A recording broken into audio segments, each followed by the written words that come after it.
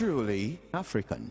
Today we're going to be talking about something which has been very, very interesting over the last couple of weeks. We're going to be talking about religion. We'll be talking about hairdos. We'll be talking about education. And we'll be talking about the law. The law. Welcome to Talk Time.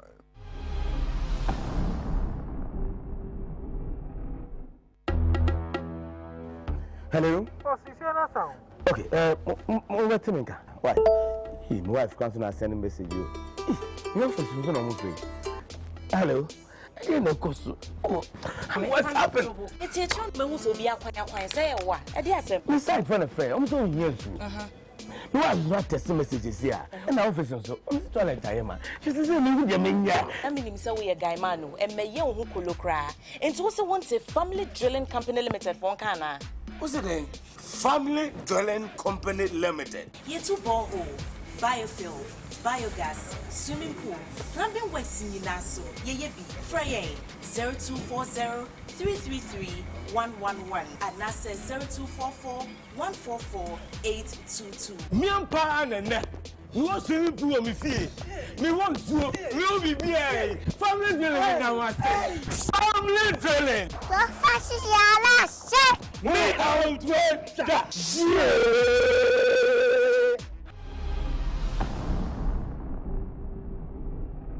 Well, hello and welcome back to Talk Time. And as I indicated from the very beginning, we're going to be talking about something very, very interesting. We'll be talking about hairdos, religion, the law, education, culture, and many, many things. And it is indeed my pleasure to welcome to the studio Wayoe Ghanamannti, who is or was the lawyer for one of the students involved in the drama at Achimota School over Rasta hairdo. Sir, you're welcome to the studio. Thank you very much, sir.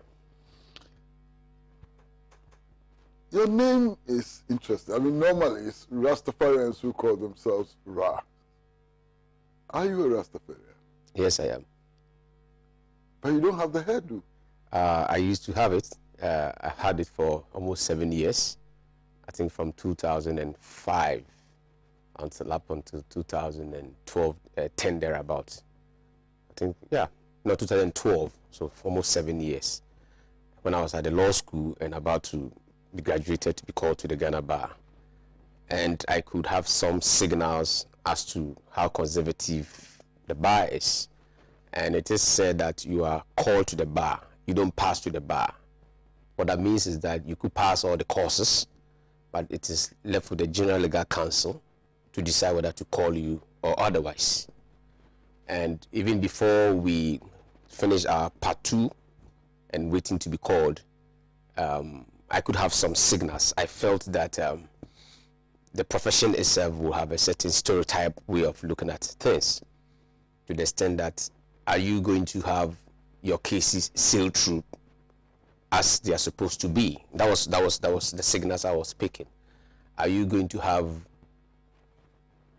adjudicators who will not look at your persona but look at the substance of your submission? So it was a very difficult situation. And when I took the vow in 2005, under Numbers 6:5, in fact, under Numbers, the book of Numbers, chapter 6, that's where the vow to be a Nazarene is enshrined or provided as law. And Numbers 6:5 especially talks about keeping the dreadlocks, where razor shall not touch your hair within all the years of the vow.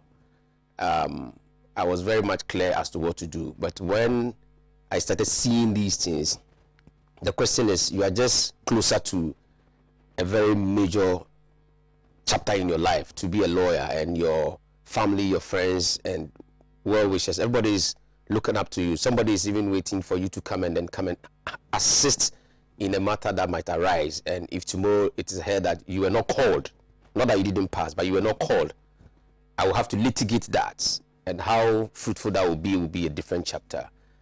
And knowing a series of things, and I do politics as well. I was the president of Unity Hall in KNUST in my student days.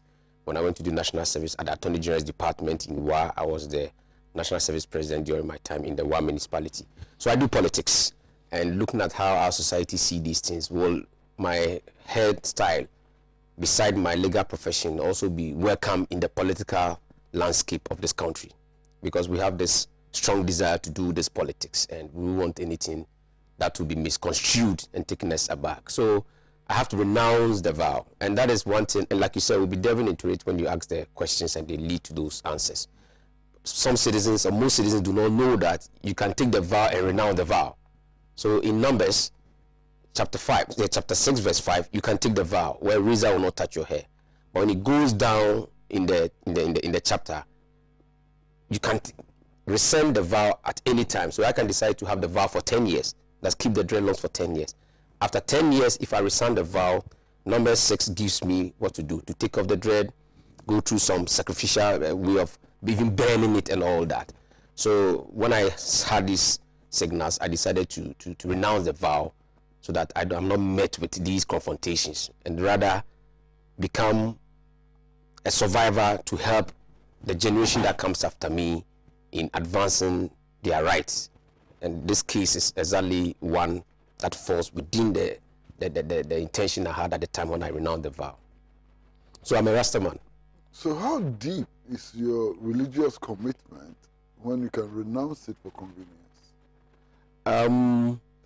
It is not a matter of renouncing it for convenience, which in my case I did, but I do want us to place an adjective.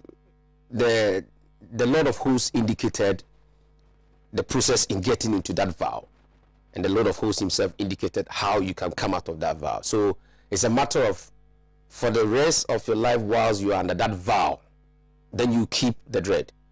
When you decide to come out of that vow, then you're at liberty not to keep the dread.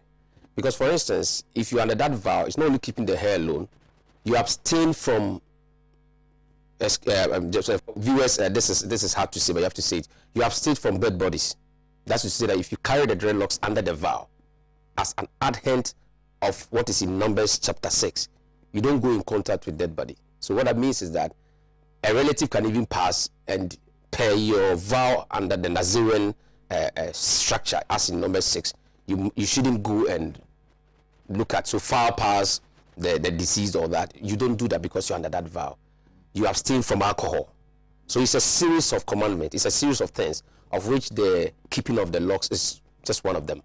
And if you come out of the vow, then you are free to do all these things. Take your wine if you so wish. But so long as you are under the vow, you don't take the wine. So long as you're under the vow, you don't go in contact with dead bodies and all that. So it's not per convenience sake, but it is at the time you decide to come out of the vow. And that is where I will accept the use of the word, the adjective convenience. So when a person gets to a position where the person thinks that I should be able to come out of the vow for one or two reasons, then so be it. But then you have kept the vow, and you have now come out of the vow. Why didn't you advise your client to follow your example? The first impression was the client. Lawyers, we act upon the instruction of our clients. And my client, Mervyn Palmer, who is Aswad in Krabia in Ghana, I mean a Jamaican who's now a Ghanaian citizen, he's been here for the past 20 years, has the belief that he is still under the vow, and it is his intention to keep that aspect of the vow, even though he's a Rastaman. That does not derail from the fact that I still remain a Rastaman. I still remain a Pan-Africanist. I still remain somebody who believes in the tenet of the Rastafarian doctrine. But I'm not under the vow of keeping the locks under Numbers chapter 6:5. But he still is, and he wants to grow his offspring, his generation, in that stead, so that if his son or his daughter is 18 years and above, and will now decide that daddy, I've been a Rastaman to 18 years, and now I think I don't want to be a Rastaman, that will be up to the child. He will no longer be a child, will be an adult growing, up to the same person to decide. It's just like you were born and you are taken to the Catholic Church. My grandmother took me to the Catholic Church. We just followed. They bath you every Sunday morning, whether you like it or not. At that age, I didn't want to go to Catholic. I didn't even know anyone was a Catholic, but she took me there. So it's also it's not in dispute that when children are born, it is what their adult parent put them through is what they imbibe until when they have age to decide. So the client indicates that that is the way he's going with his children, and it will be very difficult to renounce it for them when he thinks it is not the time to do so. And also on the back of it, that he is ready to help this society look at the issue of institutional discrimination as well as minority rights. And he sees his sons, as well as Mr. Magai's sons, Odile, as the foundation to do that, because then when, and Mr. Aswadin Krabia is a very deep thinking person, and he kept using the words like dialectics, where that means that natural changes that are supposed to occur in society and human orchestration brings it about. We have nothing to do about it. He thinks that if there's a time to address this issue of institutional discrimination, so long as he is alive and he has the opportunity, he will use his son to do that correction. Because it is something, if we don't fight today, next generation will still fight it.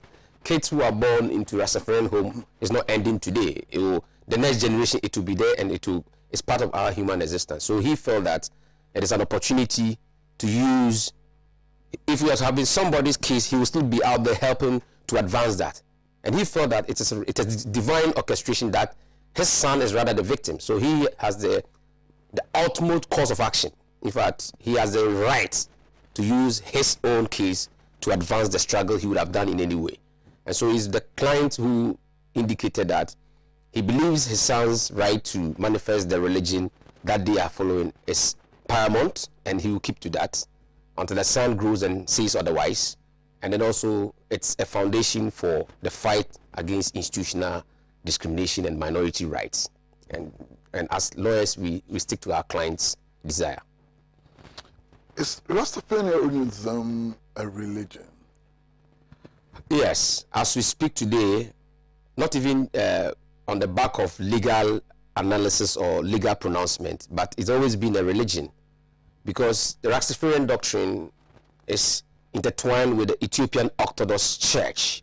That is to say that it has its roots in the way of life of the Ethiopian Orthodox Church and how they worship. The Christianity we have today, we all know and knew that after a certain time, it splits, and Rome was paramount in spearheading the global agenda of Christianity. And so the one we have today in Ghana and most part of the world we do practice is Christianity on the Roman model. Nobody or few know of the Ethiopian Orthodox Church, and it is church. They use the Bible. So Rastafarianism uses the Bible. I just even gave you the root behind, or the foundation behind, keeping the dread. It's per the biblical provisions and laws in Numbers chapter 6. So it is a clear and undisputed that Rastafarianism has always been a way of life in adducing yourself to the presence of your creator, but on the Protestant level, but not the Protestant of the English understanding of it. So it's not the belief in the biblical doctrines of the creation of life and how life must manifest towards our creator, seen by the Roman model, but from the Ethiopian Orthodox view.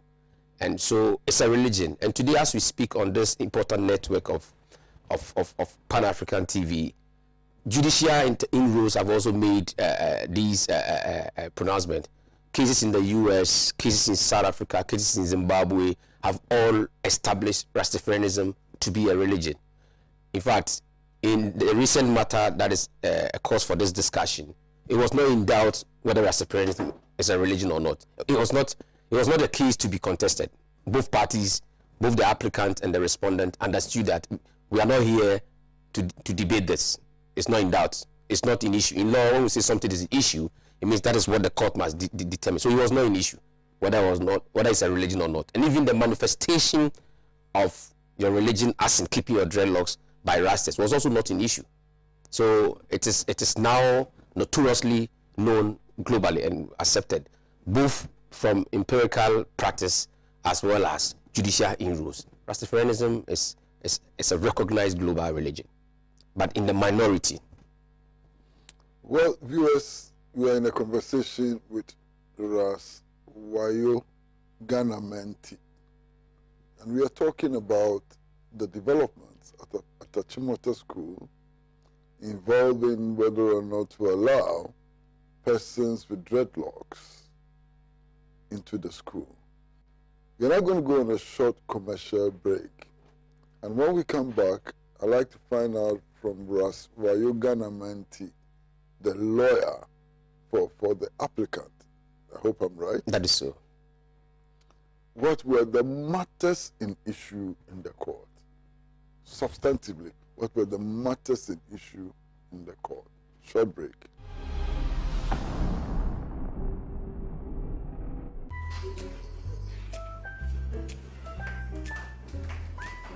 Ben, Mr. Kill. Strong shame if you can. Oh, Kusia, a member draw, Ghana Limited for Akofaba, the Piasso Bomitisu, and they said because so much down for Adolf. And what Trevor said, a draw a Mr. Kill, Nico Cosson, and he said, no, no, so it's since time I have 1 million and running down and put a service on your back. Mr. Kill, Mr. Kill. Come in. Yeah, I don't let say that here, Mr. Kill. You should back up, and not the girl, you know, the men come out. Mr. Kill, I give you all a boy could give you. Yes, welcome back to Talk Time. We are in conversation with Wayoe Ghanamannti, who is the lawyer who took the case to the High Court, the case of the two students, one of them who were denied access to Achimota School because they were wearing dreadlocks. Now, sir, what were the matters in issue before the court? Thank you very much. There were a series of assertions, but the key matter in contention was to the degree of limitation, or in short, how do we limit fundamental human rights? Because once again, the assertions as to the right to freedom of conscience, belief, and religion as enshrined in Article 21C of our 1992 Constitution, the right to education in Article 25, 28 of the Constitution, the right against all forms of discrimination, Article 17 of the Constitution, the right to dignity and not to be subjected to inhuman treatment in Article 15. All these were not in contention because that's what the law provides. But intertwined with the acceptance of these provisions is Article 12.2, which is Article 12.1 talks about the enjoyment and upholding the fundamental human rights in this Constitution, which is Article Chapter 5. Then 12.2 goes to say that these fundamental human rights are only subject to the provisions in this Constitution as well as other applicable laws. So Article 12.2 is a limitation. It tells us that right is not absolute. And in Article 14.1e, there's a kind of limitation in respect of a child when the child is not 18 years. So it was also not in contention that right is not absolute. And the applicants were not in contention the right is absolute. We agree that right is not absolute. And we also agree that there should be limitation. But what the court had to determine in this instance was the degree of the limitation. How do you limit fundamental human rights? So that was the key matter for determination. And the issues were simple. The respondent, first respondent, that's the Achimota School, as represented by the Board of Governors and the Attorney General and the Ghana Education Service, are saying that Achimota School's rules for administering their campus or their school have certain offenses or certain regulations students are to follow. And one of them, which is under general discipline, I think section Q. And in that you have the offenses. You have offenses. If I'm right, I think item 14 on the offenses list is bushy hair, chemicalized hair, and all those categories, which my clients, the applicant's hair, which is Rasta, will fall under the bushy hair. The applicable sanction or the collaborated sanction in this case is the internal and external suspension. So the issue was that we have the right to limit this freedom of religion being manifested in the keeping of a hair we see to be bushy. So that was what the court is to determine. And our assertion is that so long as these rights are enshrined in the Constitution and they are fundamental, you cannot limit them arbitrarily. It must be limited on the stated legal principle. And what is this principle? On compelling reasons. And what are these compelling reasons? Not for the observance and enjoyment of these rights to be against public interests. So one of the compelling reasons upon which you can limit a citizen's rights is when it is for public interests. The other is when the person who is seeking to assert that right and the enjoyment of that right will not infringe or hinder the other citizen's right to enjoy his or her own fundamental human right. So until you are able to espouse to the court, persuade the court that the reason why you are limiting this right to manifest this religion is these stated compelling reasons, and that was the issue. That was the matter in the bigger matter in issue. That was the issue the court has to determine the degree of limitation. You can limit; it's not in dispute. But how do you limit it in this scenario? How is this your regulation limiting this right to manifest your religion and by extension right to education? What were your arguments before the court? I mean, what arguments did you make to convince the court that the limitation the school was imposing was excessive and unreasonable? Thank you very much. So the critical point here is to be able to justify that the very manifestation that is being denied is protected under the law. That is to say that there is the freedom under Article 26 to profess, to practice and maintain any religion, any culture of your choice. And in drafting, legislators do not use words anyhow. Words are used for a purpose.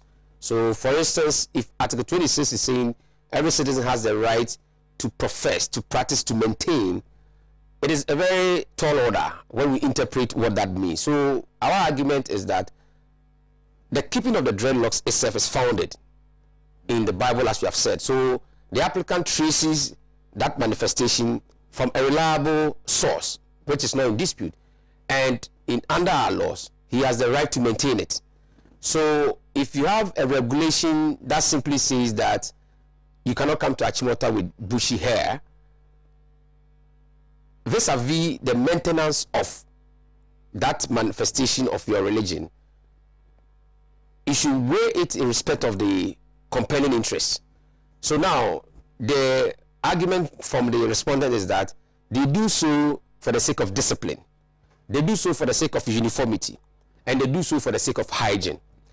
Now, the question as to whether somebody having a dreadlock is indiscipline, they could not really profess a proper defense to that, because you cannot assume that because a person has a dreadlock as a manifestation of his religion, abstractly he's indiscipline, when you have not put before the court empirical evidence as to previous conduct of persons with same characteristics having been on Achimota campus and were not disciplined, or even in some other schools they were not disciplined. Because in the case of Republic versus Tommy Thompson Books 1996-7, the court made it clear that courts of law do not concern themselves with abstract metaphysics, but apply the law to factual evidence. So what it simply means is that courts do not concern with assumptions. They concern with the matter before the court. So if you are saying you apply these rules for the sake of discipline, but there's nothing before the court indicating that such persons with Rasta hair have been in discipline on Achimota campus before or elsewhere, you are only assuming. The court will not be convinced to toe that line of argument. The issue of uniformity, where you are saying that, so the judge asks the Achimota lawyer that, so are you saying when I come to Achimota today, I should see all of the kids having the same low cut, all of them looking the same or something? And the response, if you were in court, you could see it's not compelling, because the measuring rod it must be compelling.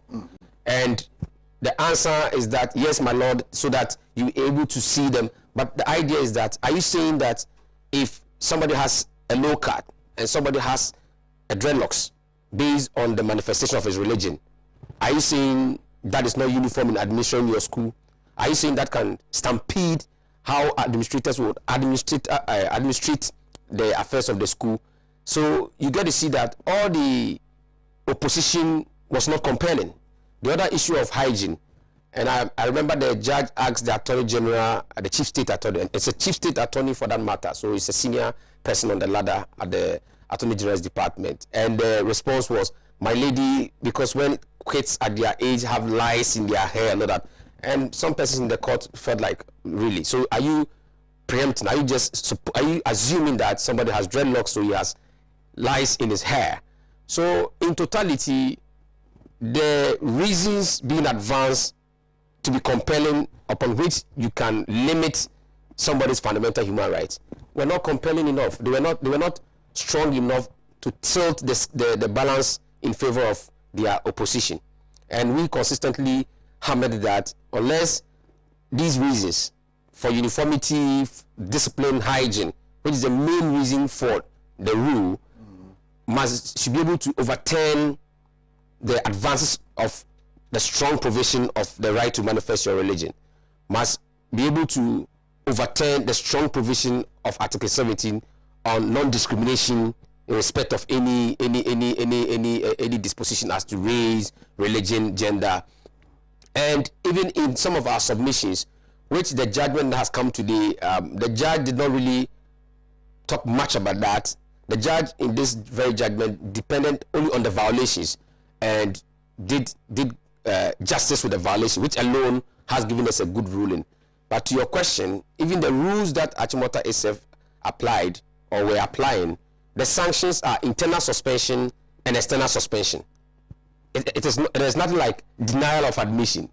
So in the face of it, what they were even doing, regardless of the argument about the violations of the right, let's put those violations aside and let's look at even the conduct. You are applying a sanction that does not exist in your own regulation, because what they were doing was a denial of admission or blocking. So the judge asked me, so counsel, how do you term that? I said, my lady, that's why before we don't know how to term it, whether it's denial of admission or whether it's incomplete enrollment, we don't know how to, because that is what is happening. But the sanction says internal suspension and external suspension. So what that presupposes is that the student or the person should be in the institution, should be part of the system. Then you can call for or trigger that sanction.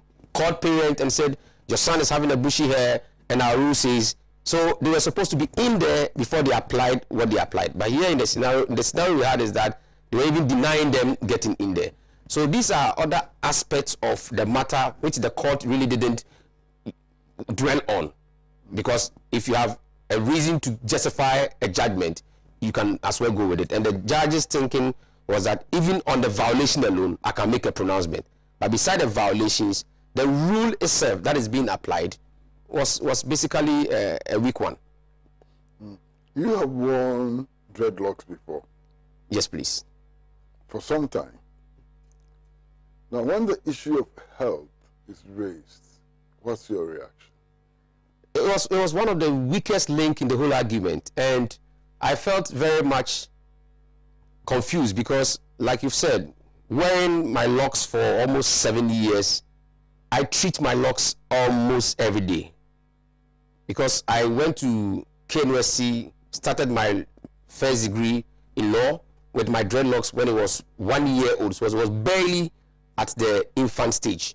But I had admission because at the KNUST, I went for entry exams, and based on the entry exams, we went for interview. And you could see that my admission came a little bit late, but they were having a difficulty getting me through because they knew I had my dreadlocks. But because I'm thinking that I passed the entry exams very well, so the contention was that, but you cannot deny him.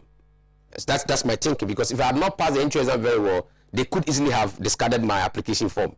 But for them to later call me to come and begin my education at the law faculty and not maybe doing a course they might have felt okay, because we have publishing studies, we have different departments. If I was going to do publishing studies or something, I don't think the university will have a problem and delay my admissions. But I was going to the Faculty of Law. It kept a bit, but it came. And all the time that I had my locks to the time I came to the Ghana School of Law, every morning before I go for lectures, I take off my locks.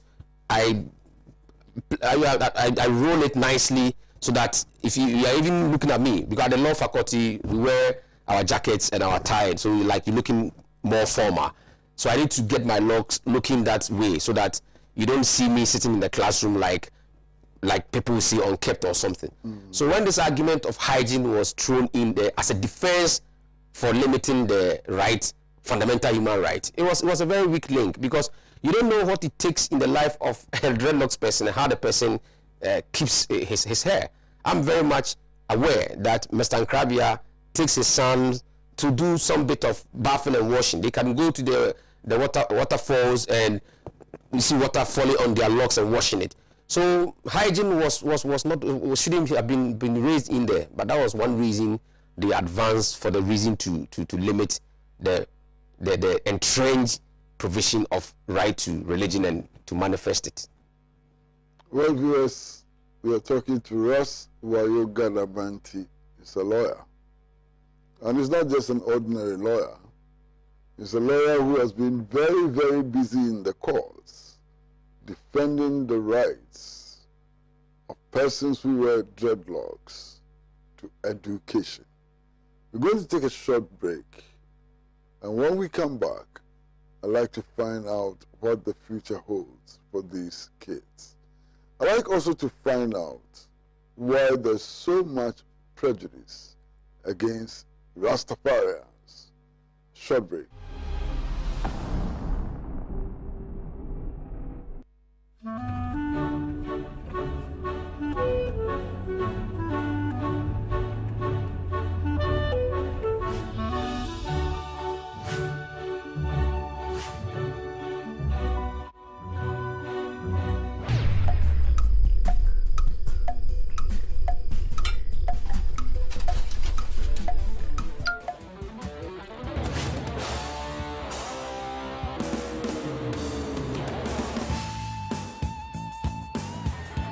Oh, it's incredible! Bang on target!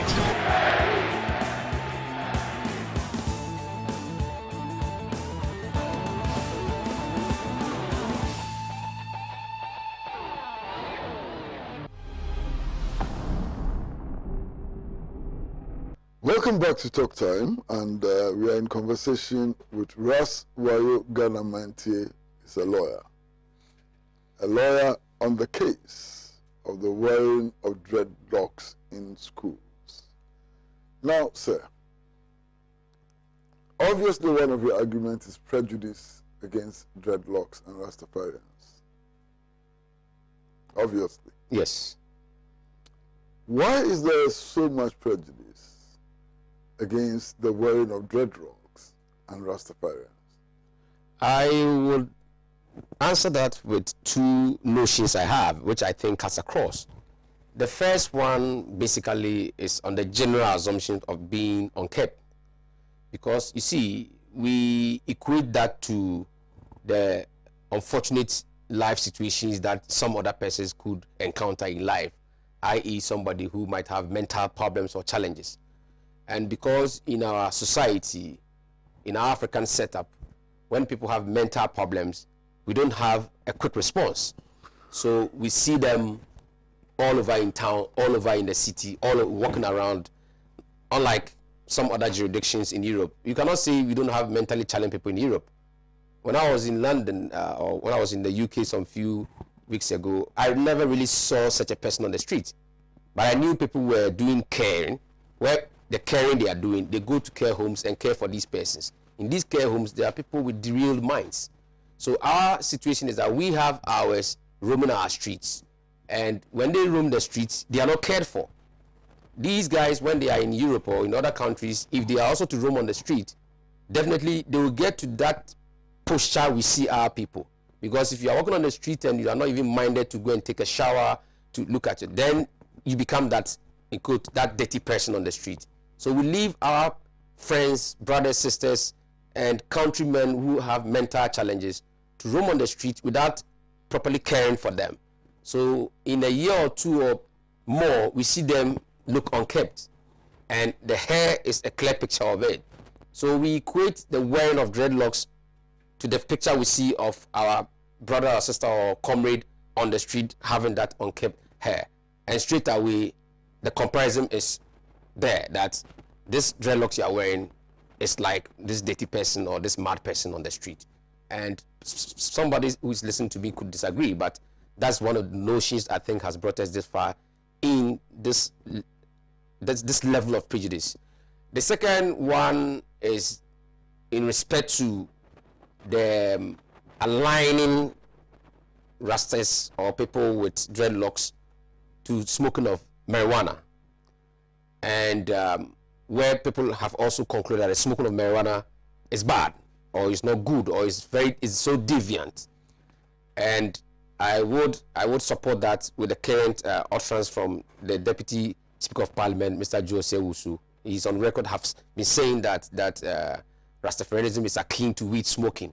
So if such a person of high pedigree can make such a statement, then it is not far-fetched that it is a normal notion among our citizenry and our, body politics. These two notions make me understand why the prejudice is there. And if these two things are not addressed, then continually we will have this prejudice, because if you always see people with dreadlocks as just like the mad guy I saw some few minutes ago driving past, or see a person wearing dreadlocks as this guy who in the next minute is in an uncompleted building or under some bush somewhere smoking this weed we all think is a deviant behavior.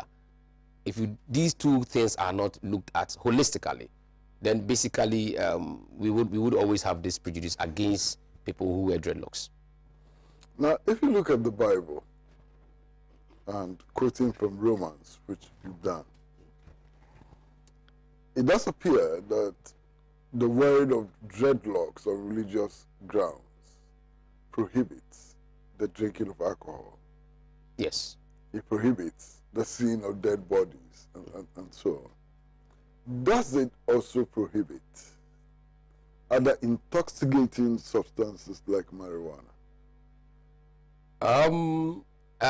If you look at Numbers chapter 6 and read it in its entirety, you get to see that it's not expressly in reference to illicit drugs, as you put it, or substance, as you put it, but for alcohol or anything in the form of liquid that gravitate towards alcohol, strong wine or something.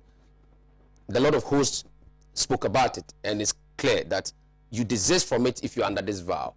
I have not come across any provision in the Bible from Genesis to Revelation to be able to establish if there is any caveat against somebody, and even this issue of substance.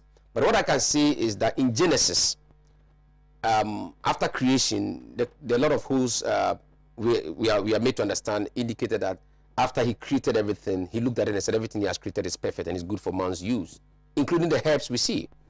And went further in some parts of Genesis also to indicate that you can use the herbs for food and medicine.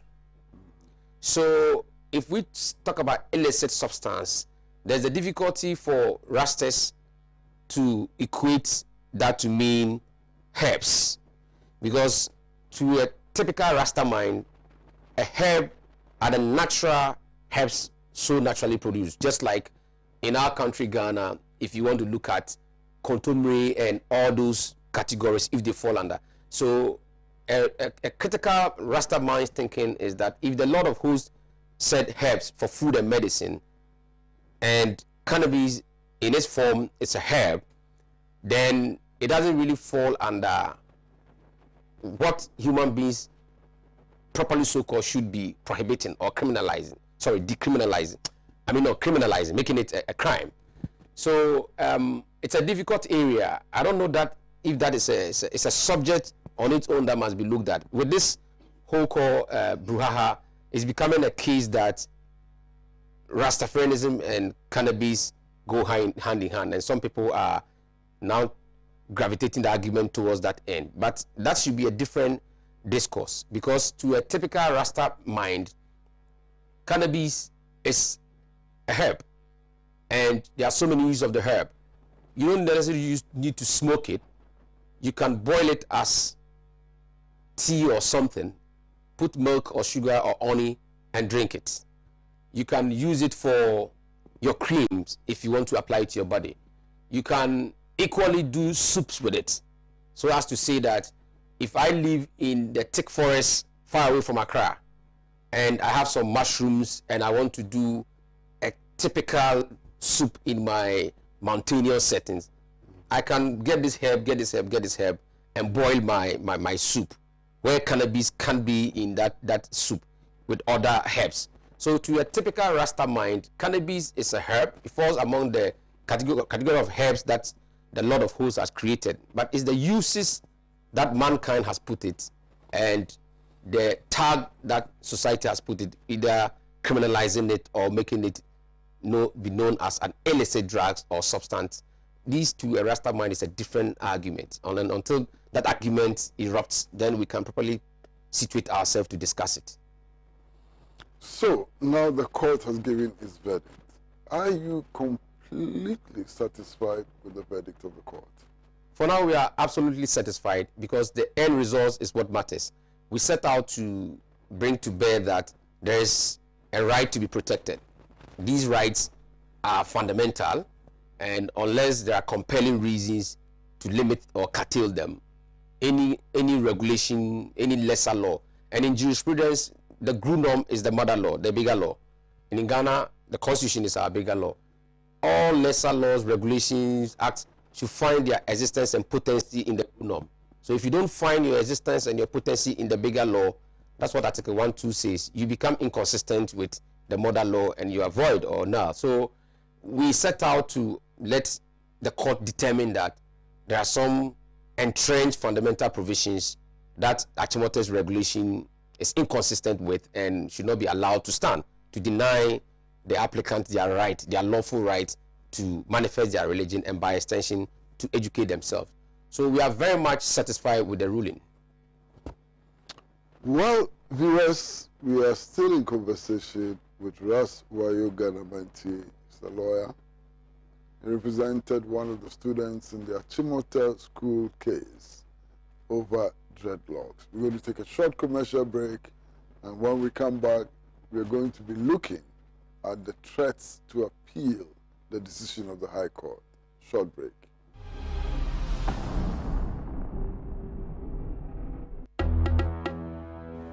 Hello? Okay, why? My wife comes and send a message you. Hello? What's happened? It's a chunk who be a quiet say what? I dare say, We signed for a friend. I'm so young. You are not testing messages here. And the officer, so I'm trying to tell you, man. She says, I mean, so we a guy man, and may young who could look cry. And also wants a family drilling company limited for Kana. what's it name? Family Drilling Company Limited. Ye two borehole, biofuel, biogas, swimming pool, plumbing works in Naso, ye be, Frey 0240 333 111 and NASA 0244 144 822. Me and Pa and you want swimming pool on me fee. Me want to will be here. Family drilling now was family drilling. Me out with that.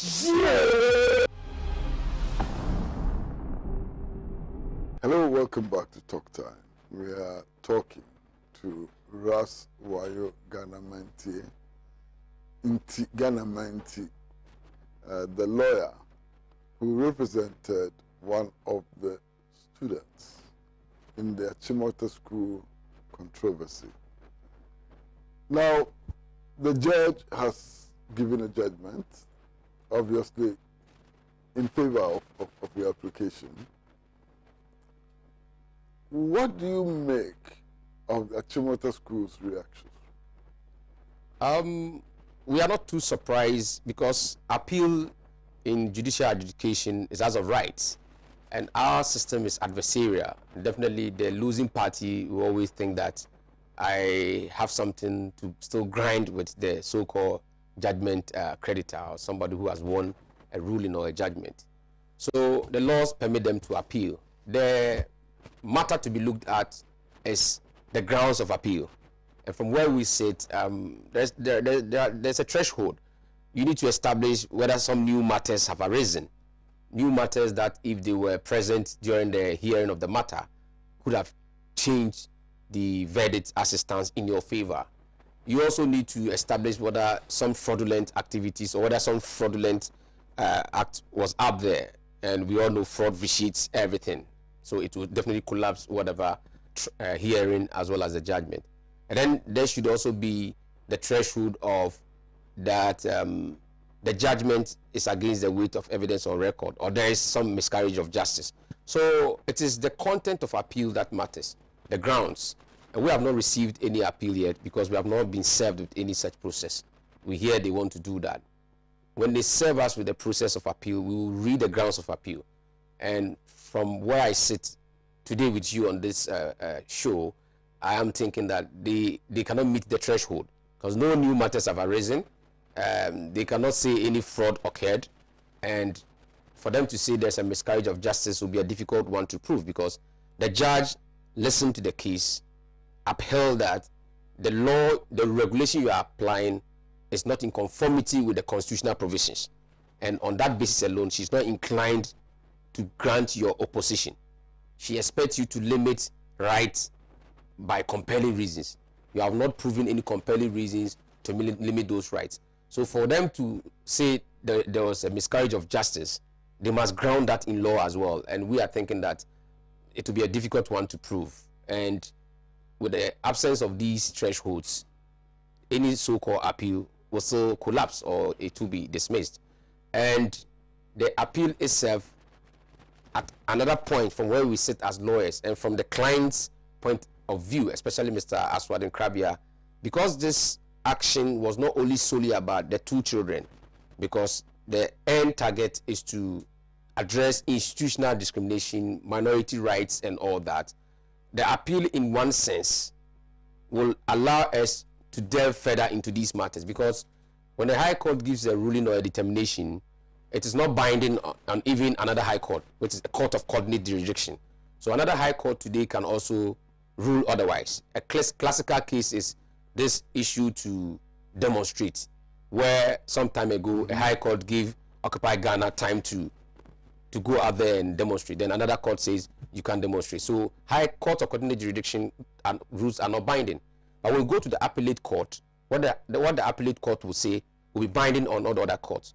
So if they are still unsatisfied and think that Achimota's rule supersedes the constitutional provisions, as well as the Children's Act and some of the provisions that are germane in this matter to the right of a child, Section 2 of the Children's Act, Act 560, talks about the welfare principle, where it simply says that in everything we do, the interest of a child is the primary consideration. So these laws, applicable laws, if Achimota's regulation of bushy hair will supersede and make these laws subservient to the Achimota rule, it is not this ruling. This ruling does not determine that. So even if you look at the judgment very well, it talked about the violations alone. But in our legal submissions, there were so many things we talked about as to even the rule itself, the regulation they are talking about. Is it how does it really exist to be superior and all that? So an avenue of appeal will allow us to distill this matter. And if the Court of Appeal rules against us, by then the children will be in school. So the first leg of what we sought out to achieve has been met, which is very important, the welfare of the kids. If we have an overturn of the current ruling, then we now will also appeal to the Supreme Court. And we also know that if they have a second shot at the Court of Appeal, they might possibly appeal to the Supreme Court. We will want the Supreme Court to finally look at this matter and address these issues of institutional discrimination and minority rights. It's very paramount. So the appeal is in two folds. We are not perturbed about the appeal. We are only concerned about the grounds of appeal, whether it will be substantial enough to sustain it. Then we also believe that in the holistic view of addressing institutional discrimination and minority rights, going on appeal for the deeper understanding of these matters to be interpreted and dealt with and determined by the courts above is the right thing to do. And we are glad the appeal has nothing to do with the kids going to school. So we are fine. Have you seen the reaction of the Ministry of Education, the Minister of Education? Yes, I think it's culminated into the Attorney General making the statement we all had yesterday as a country. And I think he's been presenting this position from day one. When the matter broke on the 18th of March 2021 thereabout, the GES, we all know on record, caused a directive to be made that the school should go ahead and admit the children if evidence proves that they are Rastas. The only way out is they can tie their hair nicely. So coming back to one of the compelling reasons, if you look at the Saracusa principle, the US Saracusa principle, it gives the Saracusa principle on derogation, limitation and derogation of human rights. It gives you the guidelines as to when you can derogate or you can limit. One of them is the application of the least restrictive principle. That when you are encountered with such a scenario, use the least restrictive method to achieve your aim. So when the GES director said Achimota can admit, but tell the children to cut their hair, that was applying the least restrictive test, so that cutting off their hair is not the only means you can achieve your purpose. They still didn't respect that. And the minister at the time said, when now it became a matter, we went out again and it was put out there that Achimota, the GES, is backtracking on what they said in the beginning, because after that time there was a meeting with the parent, and then the GES instantly became like we are behind the school, or they withdrew. So the next public discourse was the GES is backtracking. But the Minister of Education in Parliament and later on stood out and said that no, the GES has not backtracked, and that moving forward the ministry together with the GES will put up guidelines to address all the issues of such nature in our schools. So for the Attorney General to say what he said yesterday simply means that the ministry is in line with that thinking that we still have to get a standardized rule or guidelines for our schools. So it means you can be in Achimota, Preseg, any other school, have your internal rules, but there should be some national guidelines to handle these matters of minority rights and other forms of discrimination. Excuse me, that could come. Will the boys go to school, or you wait for the appeal? What is the situation? What are the parents planning to do? Well, as we speak, they are in school. Well, they are in school because Ohinabank Nkrabia, excuse me, went to school this morning. Mr. Nkrabia called me and indicated that he was already in school with Ohineba as at 7:30 thereabout. But Mr. Terry Magai with his son Tyrone were not on the campus at the time he was speaking to me. So his kid went in and he was giving some kind of smooth welcome because colleague students were smiling and giving some applause and all that. And he could also see from some teachers having, a welcoming face. Ordinarily, we thought people would be having some frowns, people would be showing that we are not adaptable, we are not opening up, but he didn't see that. So at the time he spoke to me, his son has gladly gone through that process and was in class. And we are not expecting discriminatory acts against them? Yes, before they went, I spoke at length with the child last night that he should brace himself for anything like that because it's natural, it's human, it's possible to happen. And this morning, the father indicated that the picture he saw was a bit welcoming. Students, colleagues were smiling, and some teachers he met were also not really hostile. They were not having faces that indicate that we are not going to give you an easy ride here. They were calm, cool, and collected, and he could sense that they are ready to allow the children to have a happy home as students of the school. So until anything comes up after today, that will be a second matter to look at. But if you look at today, what happened this morning when Mr.